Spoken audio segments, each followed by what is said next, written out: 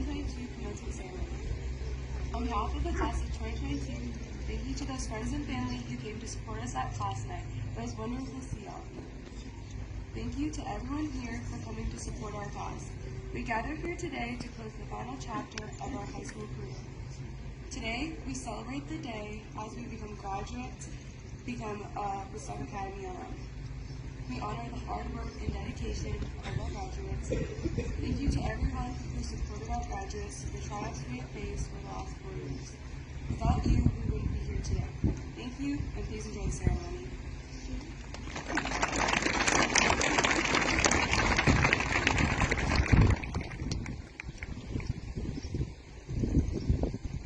Thank you, Haley. The Catherine Robinson Award, established in memory of Catherine Katie Robinson, the English Department Chair from 1948 to 1963, is one of the highest academic honors a writer can achieve at the Woodstock Academy. The 2022 Robertson Essay challenged writers to explore either, quote, the importance of connection and reconnection, or to write an essay of their own, which designed would offer insight and wisdom gained through both personal experiences and through learning about the experiences with others. I now invite Adeline Rose Smith to the stage to present her essay, Love All.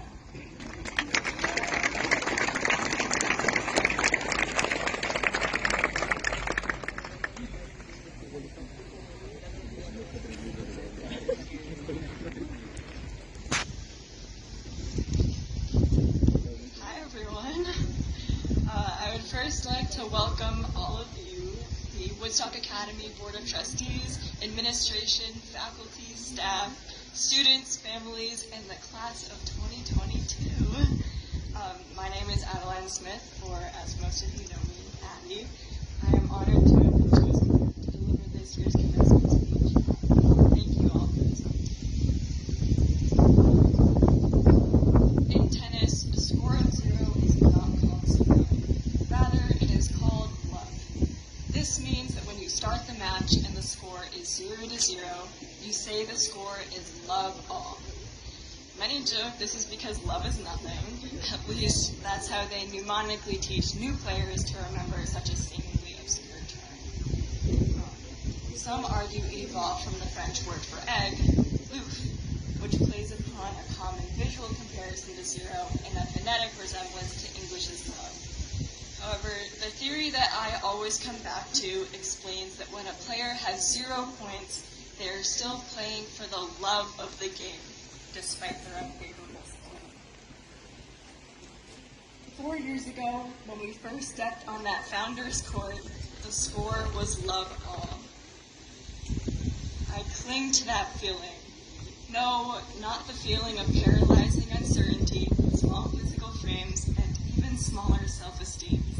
Not the overwhelming lack of identity or constant state of frenzy to secure safety net.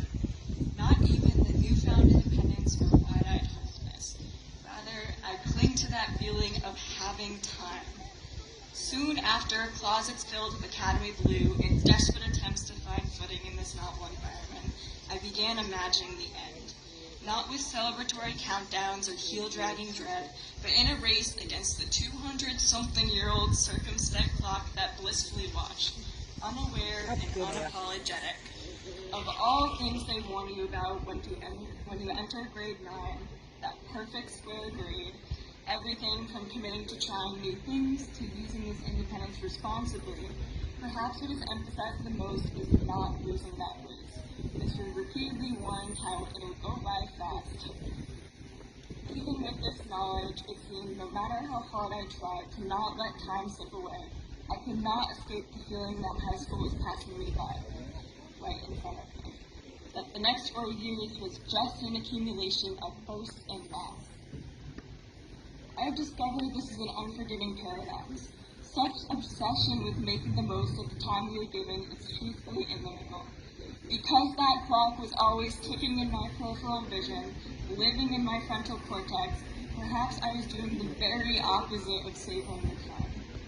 Staring at the clock didn't make it go any slower. To detach from this internal countdown, I looked for evidence to prove time's passage, for proof that we didn't get left behind when the world seemed to stop.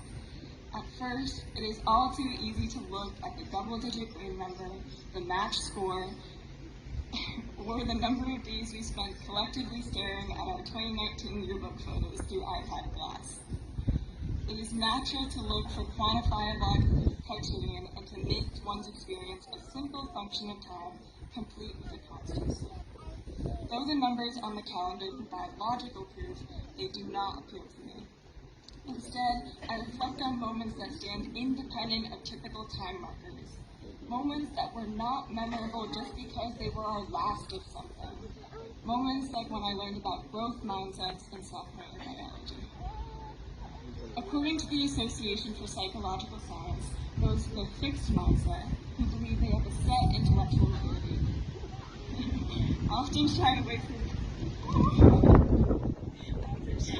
challenges because they believe that having to work hard at something or making mistakes means they don't have it. Fixed mindsets encourage hasty generalizations about oneself and the subject matter at hand.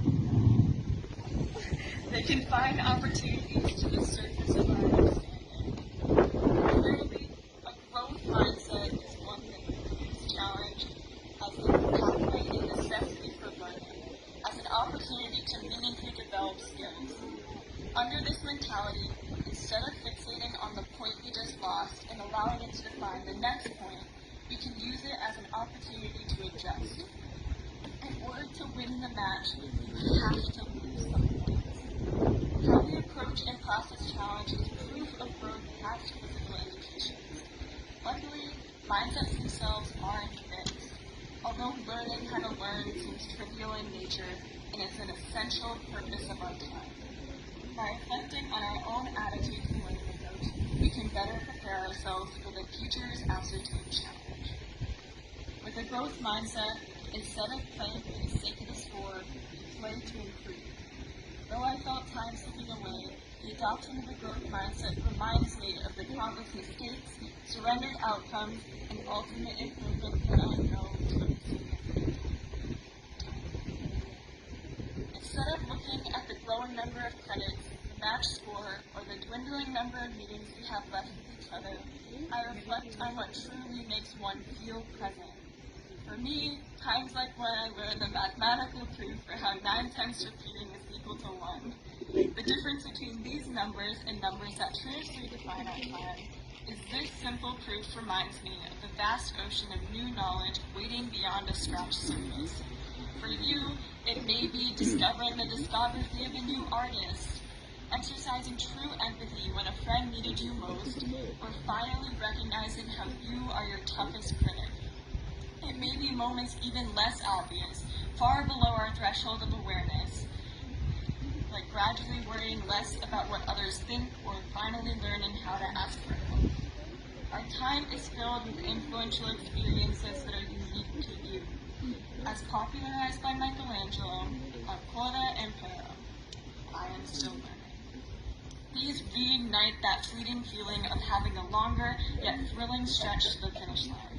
It is these moments, in between weekly fair Woodstock alma maters and yearly academy building renovations, that remind me of the distance we have verily covered so far in this one-sided race against the clock. And now, a satisfying look in hindsight into the unforeseen adversity, perpetual change, and time defined by fundamental moments. What seemed impossibly out of reach for some and quickly approaching for others is finally here. With this, an entirely new set of challenges, or instead, opportunities for growth are available. However you define your time, prioritize and learn from each unique experience. Embrace a growth mindset to make the most of limited time. Why was I so afraid of this? The ethereal optimism of the finish line, the end of the match. Perhaps it is because I knew I wouldn't want to leave the indescribably wonderful people, community, and lessons I have found from Woodstock Academy. Our time spent here, though chopped and spliced together, will serve as an unforgettable plinth to new experiences we build beyond today. And now, though I still yearn for more time, I am prepared. I learn for the love of it. I play for the love of the game. And I can't help but think, is the score now 0-0? Is this what love all